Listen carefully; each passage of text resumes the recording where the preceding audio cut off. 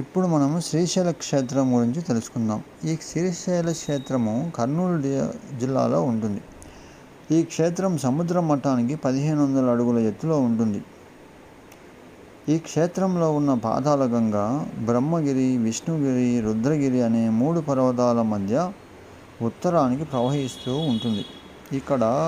ఇక్కడికి వచ్చిన భక్తులు ఈ క్షేత్రంలోనే స్నానాదులు చేస్తారు. శ్రీశైల క్షేత్ర శిఖరం ఎత్తు 2830 అడుగులు ఉంటుంది.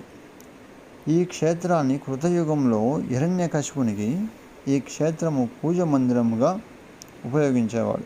హిరణ్యకశిపుడు శివుణ్ణి ఇక్కడే ఆరాధించేవాడు. హిరణ్యకశిపుడు గొప్ప శివభక్తుడు. త్రేతాయుగంలో శ్రీరాముడు శ్రీశైల క్షేత్రాన్ని దర్శించాడు. అలాగే పాండవులు ద్వాపర యుగంలో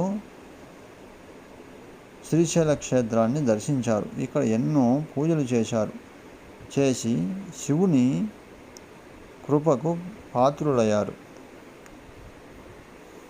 ఇంతకుముందు శ్రీశైల క్షేత్రానికి వచ్చే భక్తులు ఈ అడవులమ్మటి కొండలు ఎక్కి చాలా అష్టకష్టాలతో స్వామిని దర్శించేవాళ్ళు. ఇది గమనించిన పోలయ్య వేమారెడ్డి గారు క్రీస్తు శకము 1326-35 కాలము మధ్యలో మెట్లను నిర్మించాడు. అప్పటి నుండి భక్తులు శివుణ్ణి సులభంగా దర్శించుకునేవారు.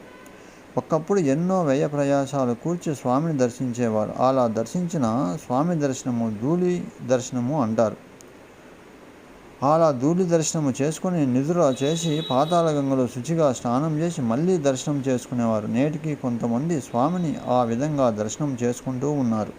ఓం నమ శివాయ, ఓం నమ శివాయ, ఓం